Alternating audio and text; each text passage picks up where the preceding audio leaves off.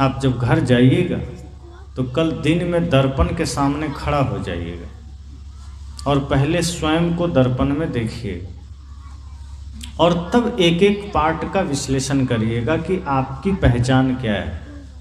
क्या आपकी पहचान बालों से है, आँखों से है, गाल से है, गर्दन से है, पेट से है, पैर से है, या फिर आपकी पहचान धन से है, या आपकी पहचान नाम से है, पद से है, प्रतिष्ठा से है, या आपकी पहचान आपके घर से है, या फिर आप मुखिया हैं, विधायक हैं, एमएलए, एमपी, कुछ भी उससे पहचान है। जब आप गहराई से सोचेंगे तो एक एक बातें सोचते सोचते सोचते अंत में लगेगा कि ये जितनी भी पहचान है, नाम का हो, रूप का हो, पद का हो, ये सब तो क्षणिक है। मान लीजिए आज हमारे पास रूप है, रूप हमारी पहचान है, लेकिन ये रूप कब तक रहेगी?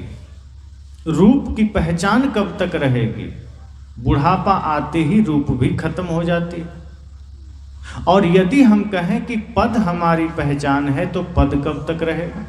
कोई मुखिया बनता है, 5 साल के बाद अगर वो हार गया तो वो पद जो अब तक उसकी पहचान थी, अब तो वो पद उसकी पहचान नहीं है।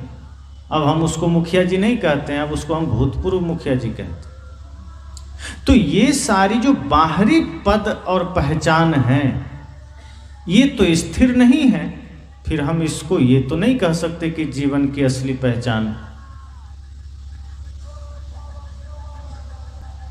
राम जी ने हनुमान से यही तो कहा था कि हनुमान मैंने सबको दिया है, विभीषण को मैंने लंका का राजा बना दिया, सुग्रीव को मैंने किष्किंधा का राजा बना दिया, लवकुश को भी मैंने कुछ न कुछ दे दिया है, भरत के पुत्रों को कुछ न कुछ दिया है, एक तुम ही बचे हो जो कुछ लिए नहीं हो, जिसको हम कुछ दिए नहीं। जबकि हमारे जीवन में सबसे ज़्यादा योगदान तुम्हारा ही। तुम ना होते तो ना जाने हम भी ना होते। मृत संजीवनी लाना हो, चाहे नागपाश से छुटकारा दिलाना हो, कुछ भी तुमने ही किया है। इसलिए आज मेरी इच्छा है कि मैं तुम्हें भी कुछ दूं। हनुमान जी ने साफ इनकार कर दिया कि प्रभु क्या आप भी इन चीजों में पड़े, मुझे कुछ नहीं चाहिए, आपकी भक्ति मेरे जीवन में है, मुझे कुछ नहीं चाहिए। राम जी ने कहा देखो बहानेबाजी मत करो, आज तो कुछ लेना पड़ेगा और आज तो मना भी नहीं कर सकते। हनुमान जी ने कहा प्रभु औरों को दे दीजिए, मुझे जरूरत नहीं। राम जी ने कहा देखो कोई ना कोई पद तो लेना पड़ेगा और तुम तो जो चाहो ले लो। तुम कहो तो मैं तुम्हें इंद्र का पद दे दूं, कुबेर का पद दे दूं, जो मांग लो, अयोध्या का भी दे सकता हूं। हनुमान जी ने कहा प्रभु मुझे पद चाहिए ही नहीं, क्योंकि पद लेने वाला तो भूत होता है। मनमोहन सिंह जी अब भूतपूर्व प्रधानमंत्री, उन्हें हम प्रधानमंत्री नहीं कह सकते, भूत हो गए। जो पद से हट गया वो भूत हो गया। कहा आप जो भी पद देंगे हम भूतपूर्व हो जाएंगे, चाहे राष्ट्रपति हो, प्रधानमंत्री हो, मुखिया हो, एमपी हो, एमएलए हो, मुख्यमंत्री हो, ये सारे जितने भी पद हैं वो सब एक न एक दिन व्यक्ति भूतपूर्व हो जाता है, अर्थात भूत हो जाता है। इसलिए पद तो हमें चाहिए ही नहीं, लेकिन जो पद भीतर से आता है, जो प्रतिष्ठा स्वयं अर्जित की जाती है, वो कभी भूतपूर्व नहीं होता।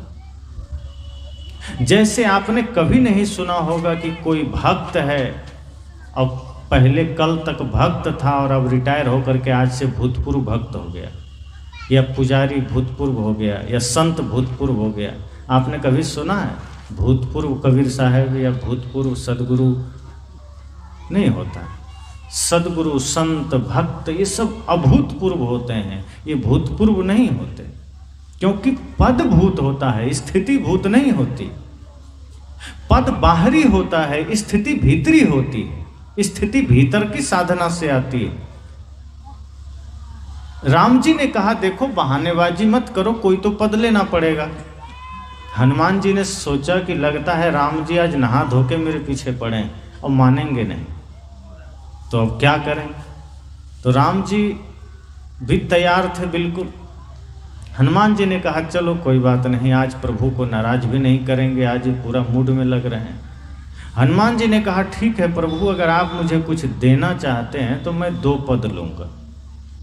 राम जी कहा एक भी नहीं चाहिए था, और अब मांगे तो 2, कोई बात नहीं, हम तो तुम्हें देने को तैयार ही हैं, 2 पद देंगे, बिल्कुल देंगे। हनुमान जी ने कहा प्रभु मना तो नहीं करेंगे। राम जी ने कहा कैसी बात कर रहे हो, बिल्कुल मना नहीं करेंगे। हनुमान जी ने कहा सोच लीजिए प्रभु, आप बाद में मुकर मत जाना, मैं 2 पद लूंगा और देना पड़ेगा, आपने ही बोला है। राम जी ने कहा तुम्हें पता नहीं, हम रघुकुल के लोग हैं, रघुकुल रीत सदा चली आई, प्राण जाई पर वचन न जाई, वचन दिया तुम्हें। हनुमान जी उठते हैं, झुकते हैं और श्री राम के दोनों चरण पकड़ कर कहते हैं प्रभु यही तो पद हमें दे दीजिए। पद अर्थात चरण, पैर। हे प्रभु मुझे यही 2 पद दे दीजिए और दुनिया के कोई पद नहीं चाहिए। राम जी के भी आंखों में आंसू आ गया। कहा हनुमान तू सबसे निराला है। दुनिया के लोग मुझसे धन की कामना करते हैं, पद की कामना करते हैं, प्रतिष्ठा की कामना करते हैं, एक तू है जो मेरे चरण के पीछे पड़ा है। क्या रखा है इन चरणों में? हनुमान जी ने कहा सब कुछ तो है, क्या कमी है इन चरणों में? प्रभु का गुरु का चरण मिल जाए तो कल्याण है, प्रभु का गुरु का चरण धूलि भी मिल जाए तो आनंद है। क्या दिक्कत है इसमें? सदगुरु कबीर ने कहा है ना, यह मन तो शीतल भया जैसे गंगा नीर, और पीछे पीछे हरि फिरे कहत कबीर कबीर। सदगुरु कबीर कहते हैं राम के पीछे दौड़ने की जरूरत नहीं है, कृष्ण के पीछे दौड़ने की जरूरत नहीं है, हरि के पीछे भागने की जरूरत नहीं है। जरूरत यह है कि मन को निर्मल कर लो, मन को पवित्र कर लो, और जैसे ही मन गंगा की तरह पवित्र हो गया तो पीछे पीछे हरि फिरे, फिर हरि ही आपके पीछे जाएंगे, फिर राम स्वयं आपके पीछे जाएंगे और वो आपका ही नाम लेंगे। तो सत्संग हमें यही शिक्षा देता है, वो भौतिक पद की ओर नहीं ले जाता। सत्संग हमें बताता है कि हमारे जीवन की असली पहचान बाहरी पद से नहीं है, हमारे जीवन की पहचान रूप से भी नहीं। रूप कब तक रहेगी, धन कब तक रहेगा? हम बड़े बड़े धनपतियों का नाम लेते हैं कि ये दुनिया का सबसे, अभी एलन मस्क दुनिया का सबसे धनी आदमी, इससे पहले कोई और था, उससे पहले कोई और था, इसके बाद कोई और रहेगा। ये नाम आते और जाते रहेंगे, ये नाम बदलते रहेंगे, वो पहचान अस्थाई नहीं है। लेकिन जिसने जीवन को प्रेम से सजाया है, जिसने जीवन को सत्य से सजाया है, गुरु भक्ति से सजाया है, उसका नाम कभी लिस्ट से हटता नहीं। सबरी उस समय भी उच्च मार्ग में थी, उच्च कोटि की थी, आज भी माता सबरी का नाम लिस्ट में नंबर 1 पर। जिसने भक्ति को धारण किया है, सत्संग को धारण किया है, उसका नाम कभी बदलता नहीं है, उसकी पहचान कभी बदलती नहीं। ये असली पहचान है जीवन की। एक बार तैमूर लंग के सभा में एक सूरदास को उसके सैनिकों ने पकड़ के लाया, बंदी बना लिया। वो आंखें नहीं थी, नेत्रहीन था, और उसे पकड़ कर लाया और जेल में डाल दिया। किसी ने कहा तैमूर लंग से कि जिस नेत्रहीन को लाया गया है, जिस सूरदास को बंदी बनाया गया है, वो सूरदास बड़ा ज्ञानी है, बड़ा समझदार है।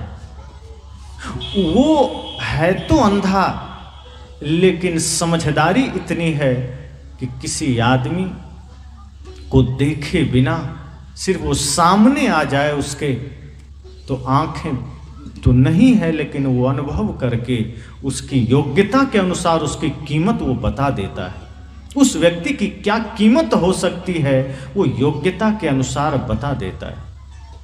तैमूर लंग को बड़ा आश्चर्य हुआ। उसने सोचा ऐसा कौन आदमी हो सकता है, हमारी आंखें हैं फिर भी हम लोगों का अंदाजा नहीं लगा पाते, हमारे पास आंख हैं, कान है, पूरा शरीर, सिर्फ पैर से विकलांग हैं हम, लेकिन बाकी तो सब कुछ ठीक है, फिर भी हम अंदाजा नहीं लगा सकते, ये कैसा सूरदास है। तैमूर लंग ने कहा लाओ उसे दरबार में, आज परीक्षा हो जाए, आज पता तो चल जाए कि तुम सही कह रहे हो कि नहीं। सूरदास को लाया गया। तैमूर लंग ने कहा मैंने सुना है तुम बड़े ज्ञानी हो और जो भी कोई तुम्हारे सामने आता है तुम उसकी पहचान, उसकी कीमत बता देते हो, उसकी योग्यता के अनुसार उसकी कीमत लगाते हो। सूरदास ने कहा जी हाँ। कहा ठीक है, आज तुम्हारी परीक्षा होगी। और तैमूर लंग को बड़ी जिज्ञासा हुई, बड़ी उत्कंठा हुई। उसने सबसे पहले अपने सेनापति को भेजा। सेनापति से कहा तुम जाओ उसके सामने, उसके आगे खड़े हो जाओ। खड़ा हो गया। तैमूर लंग ने कहा बताओ मेरा सेनापति तुम्हारे सामने खड़ा है, अनुभव करके बताओ इसकी क्या कीमत हो सकती। सूरदास कुछ क्षण रुका और कहा राजन, आपका जो ये आप सेनापति है इसकी कीमत 200 असरफी। असरफी बड़ी कीमती हुआ करती थी, पहले असरफियाँ चलती थी, अब नोट चलते हैं। एक असरफी सोने की होती थी, चांदी की या सोने की, बड़ी कीमती होती थी। सूरदास ने कहा ये 200 असरफी इसकी कीमत हो सकती। तैमूर लंग सोचता है राज्य का सेनापति, सुरक्षा की जिम्मेदारी, 200 असरफी ठीक ही, बिल्कुल सटीक। अब तैमूर लंग की जिज्ञासा और भी बढ़ी। तैमूर लंग ने अपने महामंत्री को भेजा, वजीर को, और सूरदास से कहा सूरदास अब तुम्हारे सामने मेरा महामंत्री खड़ा है, मेरा वजीर खड़ा है, जरा इसकी कीमत बता दो। सूरदास बिना रुके कहता है इसकी कीमत 250 असरफी है। तैमूर लंग ने सोचा ये महामंत्री है, पूरे राज्य की जिम्मेदारी है, बाह्य और आंतरिक, ठीक ही कहा है, कोई दिक्कत नहीं। और समस्या यह है कि जब आदमी दूसरे के बारे में जान लेता है, दूसरे का सब कुछ पता कर लेता है, तो उसे अपने भीतर भी जिज्ञासा होने लगती है, कौतूहल होने लगती है कि जरा हम अपने बारे में भी जान लें। कूद करके तैमूर लंग भी खड़ा हो गया उस सूरदास के सामने। कहा अब मेरी कीमत बताओ, सबका तो तुमने बता दिया, मेरे बारे में भी बताओ। जैसे ही तैमूर लंग उसके सामने खड़ा हुआ, सूरदास ने बिना सोचे कहता है आपकी कीमत है 50 असरफी। जैसे ही 50 असरफी वो कहता है, तैमूर लंग का हाथ तलवार पर चला गया। उसने कहा सूरदास तुम्हें होश भी है कि तुम कहाँ खड़े हो और किसके सामने खड़े हो और किसे तुम बोल रहे हो? मैं चक्रवर्ती सम्राट तैमूर लंग हूँ, मेरे सामने अच्छे अच्छों को पसीना आ जाता है और तुम तो नेत्रहीन हो, सूरदास हो, कम से कम होश में तो होना चाहिए। मेरा सेनापति मेरा नौकर है, महामंत्री मेरा नौकर है, उसको तुमने 200 असरफी बताया, किसी को 250 बताया, और मैं सम्राट तैमूर लंग जो तुम्हारे सामने खड़ा है, तुम 50 असरफी की बात कर रहे हो? अरे नादान, 50 असरफी के तो मैंने सिर्फ कपड़े पहन रखे हैं। तुरंत सूरदास कहता है जहाँपना क्षमा करें, लेकिन मैंने आपके कपड़े की ही कीमत बताएं, आपकी तो कोई कीमत ही नहीं। तैमूर लंग का तो माथा और ज़्यादा गर्म हुआ। कहा क्या बात करते, मेरी कोई कीमत नहीं? कहा बिल्कुल आपकी कोई कीमत नहीं है। कहा कैसे? सूरदास ने कहा जहाँपना, जिसका जीवन हत्या पर खड़ा हो, जिसका जीवन लूट पर खड़ा हो, जिसका जीवन अत्याचार पर खड़ा हो, जिसका जीवन हिंसा पर खड़ा हो, जिसका जीवन क्रोध पर खड़ा हो, जिसका जीवन नफरत पर खड़ा हो, उसकी भला क्या कीमत हो सकती? और आपका जीवन तो हाय हत्या लूट मार हिंसा पर खड़ा है। आपने हिंसा के सिवा जाना ही क्या है? आपने प्रेम को नहीं जाना है, आपने सत्य को नहीं जाना है। इसलिए आपके जीवन की कोई कीमत नहीं है, आपके जीवन की कोई पहचान नहीं है। जिसने अपने जीवन को हाय हत्या पर खड़ा किया है, नफरत और घृणा पर खड़ा किया है, वैमनस्यता पर खड़ा किया है, उसके जीवन की कोई कीमत नहीं होती। भले ही तैमूर लंग क्यों ना हो, भले ही चक्रवर्ती सम्राट क्यों ना हो, भले ही करोड़ों अरबों का मालिक ही क्यों ना हो। उस सूरदास ने कहा, असली कीमत तो उसकी होती है जिसने जीवन में प्रेम को जाना है। असली कीमत तो उसकी होती है जो किसी रोते को हंसा दिया है। असली कीमत तो उसकी होती है जिसने कभी किसी भूखे को भोजन दिया है। असली कीमत तो उसकी होती है जिसने कभी किसी प्यासे को पानी दिया है। अगर आप शिव मंदिर जाकर जल चढ़ाते हैं, चढ़ाइए, लेकिन प्यासा कोई मिल जाए और यदि आपने उसे पानी नहीं पिलाया तो वो शिवालय जाकर आपका जल चढ़ाना फिर व्यर्थ है। आप भगवान को भोग लगाते हैं, मंदिर में लगाइए, लेकिन कोई भूखा मिल गया और आपने उसे अन्न नहीं दिया, आपका वो शिवालय जाना, देवालय जाना, सिद्धालय जाना फिर व्यर्थ है। जगत जननी माँ दुर्गा की आप पूजा करिए, लेकिन यदि अपनी माँ को आप एक गिलास पानी नहीं दे सकते तो वो जगत जननी की पूजा व्यर्थ है। यदि आप राम की उपासना करते हैं, करिए, लेकिन अपने भाई से मीठे वचन नहीं बोल सकते तो वो उपासना व्यर्थ है। यदि आप शिव की उपासना करते हैं और आप उन्हें जगत पिता मानते हैं, लेकिन अपने पिता की आज्ञा पालन नहीं करते, अपने पिता की सेवा नहीं करते, अपने पिता का ख्याल नहीं करते, तो आपका वो शिव जी की उपासना व्यर्थ है।